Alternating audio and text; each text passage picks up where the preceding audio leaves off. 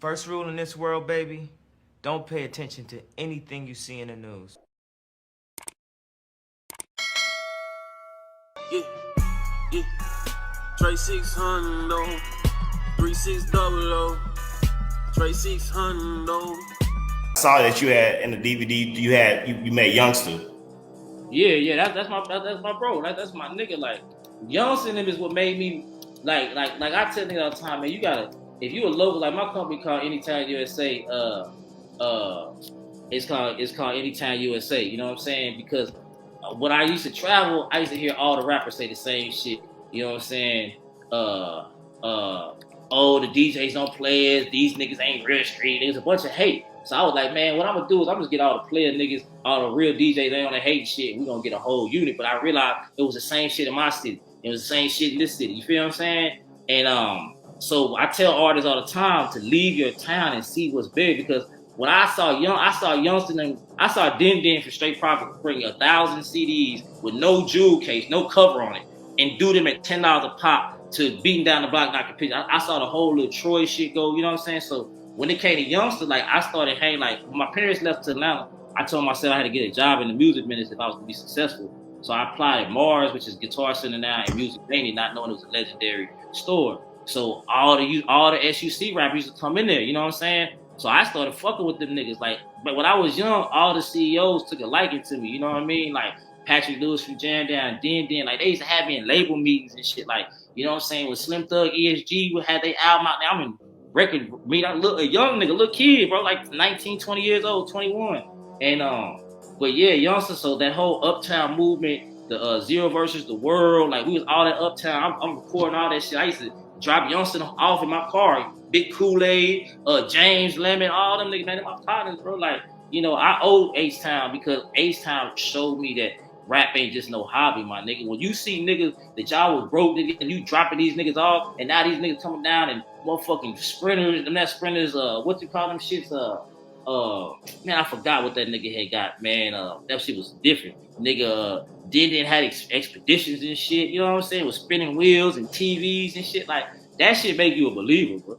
So you sit around a bunch of local jokers all day and ain't nobody came up, you gonna have a local joker monster. You feel what I'm saying? So right. I seen Mike Jones go from 3-4 pair of pants every time I seen him, you know what I'm saying? Same pants, the nigga a motherfucking Club Ice Age, a Phantom, a $1 million pinky ring, you feel what I'm saying? So it fucked my mind up. So that's why like I always stayed the game. It really stayed from the streets because I'm from Texas. I grew up next to the motherfucking Mexicans, nigga. I ain't need no job, nigga. The Mexicans got all the work I need, my nigga. But they gonna send me right to the feds.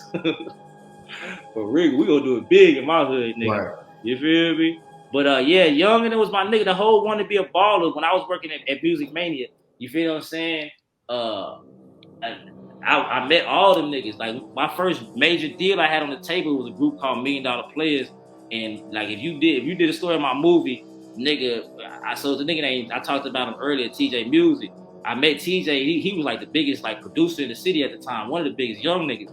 And we rode around and we vibed. He told me he know all these rappers. He know Pimp C. He first nigga told me Pimp C was an arrogant pump son of a bitch. He said, but he a real nigga though. You feel what I'm saying? Like, so when I met Pimp, I expected what it was. You know what I'm saying?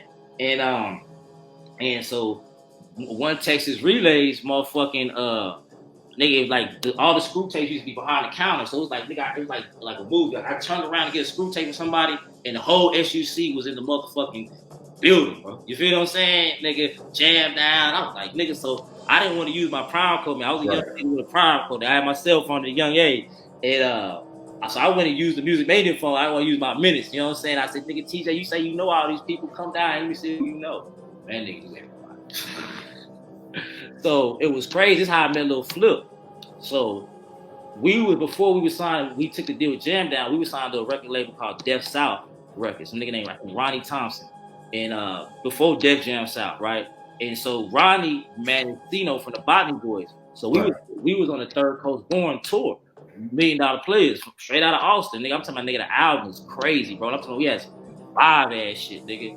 And that's when Lil Flip diamonds all in your face. You know what I'm saying? And I always been known for being true. I'll never forget we at the Denny's, man. Me and Willeen got close because Willeen ended up going to jail in front of the Wendy's and Brian.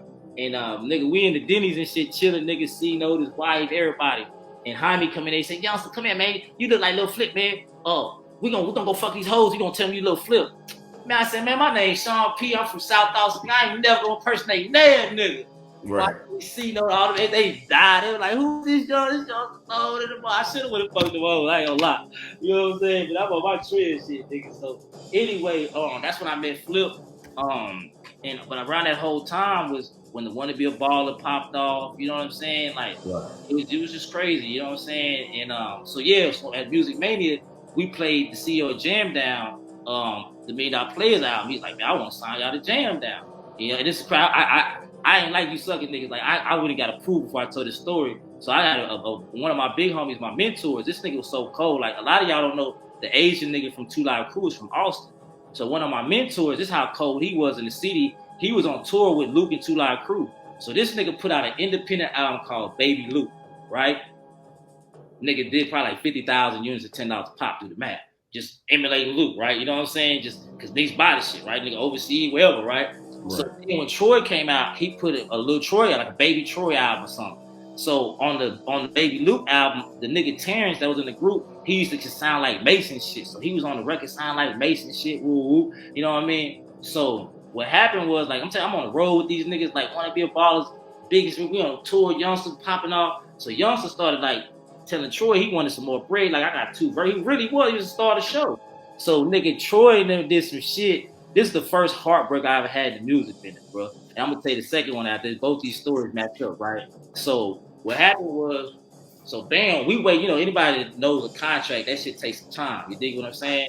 And that shit takes some time or whatever. And so we sitting there waiting on the motherfucking contract to come through or whatever.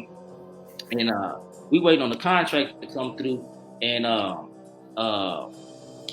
Lil Troy was like, hey man, don't the little youngster from Austin, he can sound like other people.